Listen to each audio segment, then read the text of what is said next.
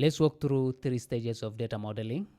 So imagine a supermarket owner asks you to build a system to track customers, to track orders, products, and payments. So first of all, where do you start? Do you start with SQL? Do you start with Power BI? Do you start with Python? So normally, you normally start with what we call data modeling. So in data modeling, there's there's 3 stages of data modeling.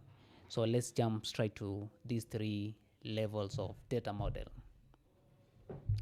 So the first model is called conceptual data model. So conceptual data model is more of like it's more of like we first of all, for us to build a good data model, first of all we have to understand the business context. We understand, so for example, in a supermarket business, for example, first of all we need to understand what the entity of this business it deals with. So for example, let's say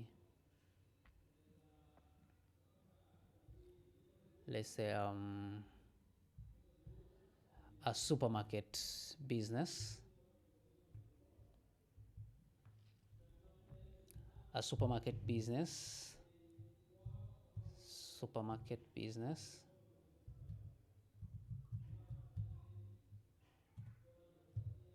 supermarket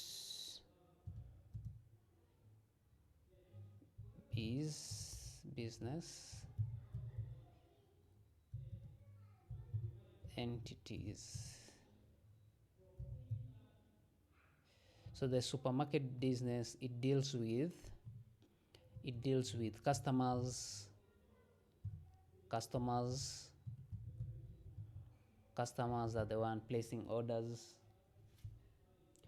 And then we have orders are made in the stores, customers. And then we have orders, and then we have products. The products are these customer buy products.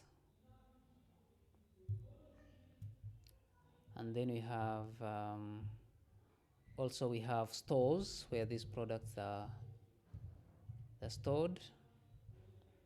And then we can also have payments, because customer pay to buy these products. So these are the entity of this supermarket business. We have customer buy products, we have orders made in different stores, we have orders. These orders, they can be comprised of different products and so forth. So these are the entity of our, let's say, supermarket business. So that's falling under the conceptual data model. So basically, as you can see here, you can see these are the high level business view. So it's more of like we're understanding the business model of the organization. So it focuses on business entity, and there's no technical details here. As you've seen, we've only identified the business entity. So this table here gives us the clear picture of, let's say, for example, a supermarket business where we have customer places orders. Orders contain different products, and these orders are also paid by payment. And also we can say orders also are processed. We can also add maybe another box here, and we say stores processes these orders. So this is the first stage of a data model, that is conceptual data model. So let's try to understand the conceptual data model. So this is the conceptual data, just a simple structure of conceptual data model. So this basically it deals with what the business needs, and you can see we have different entity and how they relate. So in this model, we are more of defining the business entity. So business entity are these customer, orders, products, payment, and so, and how they relate in terms of, for example, customer places orders, orders they contain products, and these orders they are being paid by payment. So here we don't define the attributes. So attributes is like the columns of, is like the details of this customer, like the customer names, the customer ID, and so forth. So here we simply try to we simply try to identify the entity of this organization. And also here we don't introduce any technical details. We don't want to bring something to do with maybe data type of these details of this. Let's say, for example, if it's customer, we don't want to bring any technical detail here. So this is normally the high level view. So it focuses on business concepts, so like the customer, the order, the product, and so forth. And also here you can see it has the relationship, customer placing orders, orders having different products, and also orders paid by through payment, and so forth. So here is more of like we are trying to understand the business. And then the second stage is this one, logical data model. So logical data model now is when now we come into details. We've stated the we've stated the entity now. So this one, let's call this one as let's call this one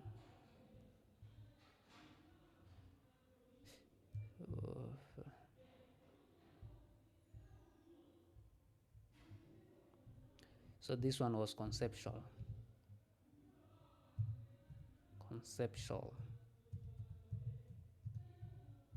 Let's say model.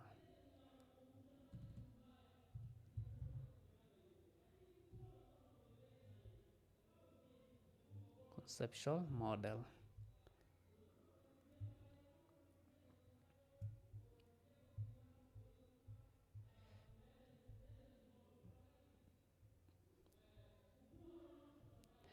Now let's do the logical model. So logical, so it's more of like we are giving the details of this entity, as you've seen in this conceptual model. We have identified this entity, and now we have to give the details of this entity. So details, that means, for example, the customer entity. So that means the entity will be our tables. So that means we're going to have a table for customer, for entity customer, a table for orders, products, payment, and so on. And then we with these tables, we're going to have different columns. So for example, the customer will have customer ID, we'll have customer name, we'll have email, we'll have city, we'll have sign up, and we have order here also, the details of orders, the product, and also here we're going to have the payment details. Also in this model, we also need to define the relationship among these tables. So for example, a customer can order many can place many orders.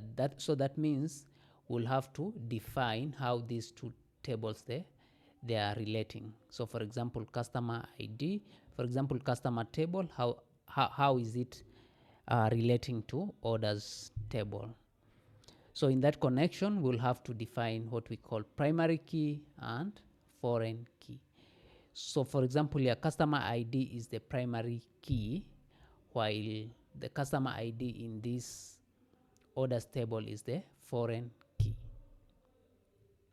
And you can see here one customer can order as many as can place as many orders as he can. So that's how you will see one. So one is basically one representing one customer can places many orders from the can have as many orders as he places. So one represent one customer and any represent many. So that means this one customer, let's say customer ID, this one customer, let's say customer ID 1 can have as many orders as he can. So that means his customer ID will appear as many times depending on the order he has places. And then we have also order table relating with products. So that means one order can contain different one order can contain different products. So you also need to define the relationship between orders table and products table, and you identify the primary key and the foreign key. So primary key basically is the unique identifier of a table. So for example, your national ID number is your primary key. So for example, here in customer table, the customer ID is the primary key of this particular customer. So that means you cannot have different customer having the same customer ID. So it's a unique identifier of this customer. And then here we have the payment. How is it related to this? You can see the payment is related to orders table. Therefore, you'll have to define the relationship. So that means you'll have also to define the foreign key and the primary key, and so forth. So that's the logical data model. So you can see we first of all I have identified the entities, and then from these entities we've tried to understand in details in terms of the attributes, in terms of how this entity they relate to each other. We've also tried to identify the primary key and foreign key so that we can build the relationship among these tables, or let's say entities. After you've understood the entity, you have understood how this entity they relate to one another, is where now you will start now doing the technical implementation. So technical implementation basically is done in this third layer of data model, where you're now starting the SQL query. So for example, entity customer, you start defining the attributes of this customer table. So for example, customer ID, so this one is the one that you will identify it as a primary key, and also the data type. It contains integers. Name, you can see this is the data type, phone, and so forth. And then orders table, you can also see we've implemented the primary key, and so it's more of like we are now physically implementing these our second layer. So first of all, we have identified the entity, We have identified the attributes of each entity, and also we have tried to understand how these entity they relate to each other. So that means we've come up with the identified the primary and foreign key, and then after that, now this final stage is where now we do the physical the technical implementation of our model. So I think this one is very clear, and you have clearly understand how the three levels of data model work. So hope you've enjoyed this session.